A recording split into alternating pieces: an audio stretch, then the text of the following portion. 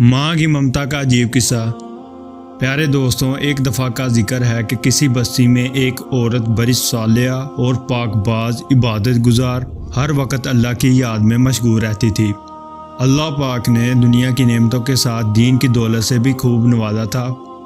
اللہ کی قدرت کے اس کا نیک خدا ترس شوہر وفات پا گیا۔ اس کا ایک ہی لڑکا تھا۔ نے اس لڑکے کی بڑی اچھی طرح پرورش کی، ناز و نعمتوں سے پالا، تعلیم بھی اچھی دلائی۔ لڑکے نے جب دنیا کے میدان میں قدم رکھا تو ہر طرف اس کے حسن سلوک کے چرچے ہونے لگے۔ شریف لوگ اس کو عزت کی نگاہ سے دیکھتے، بیوہ عورتیں اس کو دعائیں دیتی، یتیم بچے اس کے قدموں میں آنکھیں بچھاتے۔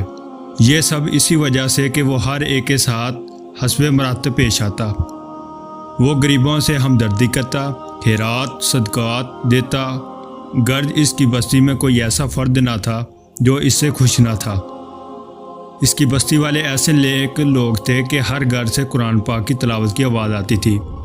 مساجد میں درس قرآن اور اللہ کے ذکر کی مجلس ہوتی تھی۔ گرج اس بستی کا ہر گھر جنت کا نمونہ تھا۔ ہر فرد دوسروں کا غم خوار، احسار اور شرافت کا پتلا تھا۔ یہ لڑکا دیہات سے شہر میں آنے جانے لگا۔ کچھ حیرانی اور بے حیائی کا مظاہرہ کرنے والی عورتوں پر اس کی نظریں پڑنے لگی۔ آہستہ آہستہ اس کی دوستی نیکوں سے ہٹ کر بدوں سے بڑھنے لگی۔ پھر وہ راستے سے بھٹک گیا۔ بدکار دوستوں کے مشورے سے اس نے والدہ کے کھیت، دیہات کی پرسکون زندگی کو خیر آباد کہہ کر شہر کی فضا میں اپنا ڈیرا ڈال لیا۔ اس کے ڈیرے میں اب ہر قسم کے اوپاش دوست اس کے گرد جمع ہونے لگے۔ ان بدکار دوستوں نے اسے راہ حق سے ہٹا دیا۔ ماں مسئلے پر بیٹھی ہر وقت اس کے لیے دعا کرتی تھی۔ کبھی کبھی ماں سے ملنے شہر سے گاؤں چلا جاتا۔ آہستہ آہستہ وہ وقت آ گیا کہ مہینوں میں ایک چکر لگاتا۔ اسی اثنا میں اس کے بدکار دوستوں کے ذریعے اس کی شناسائی ایک بدکار عورت سے ہو گئی، اور وہ اس قدر سیر اور فریفتہ ہوا کہ اپنے باپ کی جائیداد فروخت کر کے اس پر لٹاتا رہا۔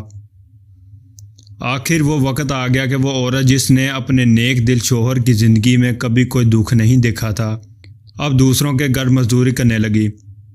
بیٹا جب کبھی گاؤں آتا تو ماں مزدوری کے پیسوں سے بیٹے کو گھی لے کر دیتی، کوئی چیز بنا دیتی اور دعاؤں کے ساتھ رخصت کر دیتی۔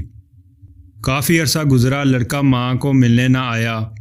ماں بیٹے کی جدائی میں اپنے ہوش و حواس کھو بیٹھی۔ جب بھی کوئی غیر اس کے دروازے کو کھٹکھٹاتا تو وہ دوڑ کر دروازے پر جاتی، بے ساختہ کہتی، میرے بیٹے تم آ گئے، بیٹے تم نے اتنی دیر کیوں لگائی؟ جب معلوم ہوتا کہ گلی کے کسی بچے نے دروازہ کھٹکھٹایا تھا تو دل پر ہاتھ رکھ کر پھر مسئلے پر آ بیٹھتی اور رونا شروع کر دیتی۔ روتے روتے اس نیک دل کی بینائی بھی جواب دے گئی۔ اور پھر جب اس لڑکے کے پاس کچھ نہ رہا تو اس عورت نے اپنے یاروں سے مشورہ کیا کہ اب اس سے جان چھڑائی جائے۔ مشورہ یہ طے ہوا کہ اس سے یہ فرمائش کی جائے کہ میری محبت جب ہی آپ سے رہے گی کہ اپنی ماں کا دل نکال کر لاؤ۔ اس طرح وہ اس عورت کی فرمائش پر پورا اترا۔ وہ انسان جو ایک وقت میں فرشتہ تھا، آج خواہش نفس کی خاطر شیطان سے بھی بدتر ہو گیا اور اس فرمائش کو بھی پورا کرنے پر تیار ہو گیا۔ خنجر لیا، گاؤں کی طرف چل دیا۔ عرصہ دراز کے بعد جب یہ بد نصیب دروازے پر پہنچا، آواز دی۔ ماں فرحت و خوشی سے دروازے کی طرف بڑھی، منہ سر چوما اور سینے سے لگایا۔ اس بدبخت نے خنجر نکالا، ماں کے سینے پر مارا، ماں کا دل نکال کر چل دیا۔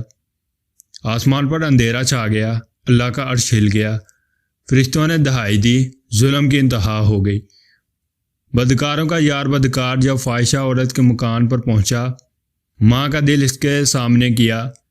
اس عورت نے کہا، تم اپنی ماں پر ایسا ظلم کر سکتا ہے تو معلوم نہیں میرے ساتھ کیا سلوکی کرے گا، اس لیے یہاں سے نکل جا۔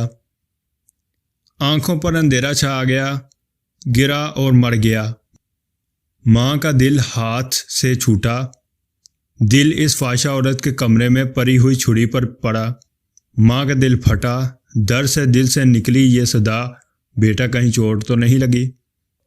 ماں کی عظمت، ماں کی شفقت، ماں کی محبت، ماں کے احسانات کو نظر انداز کر کے عورتوں کے آگے جھکنے والوں اور ماں کو حقارت کی نظروں سے دیکھنے والوں، تم پر اللہ کی لعنت، تم پر فرشتوں کی لعنت، تم پر پیغمبروں کی لعنت، تم پر تمام نیک انسانوں کی لعنت۔ توبہ کر لو، نیکی کی راہ اختیار کر لو، ماں کے قدموں کو سر رکھ لو، اس وقت تک سر نہ اٹھاؤ جب تک وہ راضی نہ ہو جائے، چاہے تم کو موت تک سر رکھنا پڑے، رکھے رہو، نجات اسی میں ہے۔ یاد رکھیں اللہ تعالیٰ ماں باپ کے نافرمان اور بے ادب کی کسی بھی نیکی و انصاف کو قبول نہ فرمائے گا، لیکن اگر وہ توبہ کرے تو اللہ سے اور اپنی ماں کے ساتھ اچھا سلوک کرے، ہر وقت اس کو راضی اور خوش رکھنے کی جستجو میں رہے تو پھر اللہ پاک معاف فرما دے گا، کیونکہ اللہ پاک کی رضا ماں کی رضا میں ہے اور اللہ پاک کی ناراضگی ماں کی ناراضگی میں ہے۔ اللہ تعالی ہم کو اپنی رضا کی توفیق عطا فرمائے اور ہمیں اپنی ناراضگی سے بچائے، آمین یا رب العالمین۔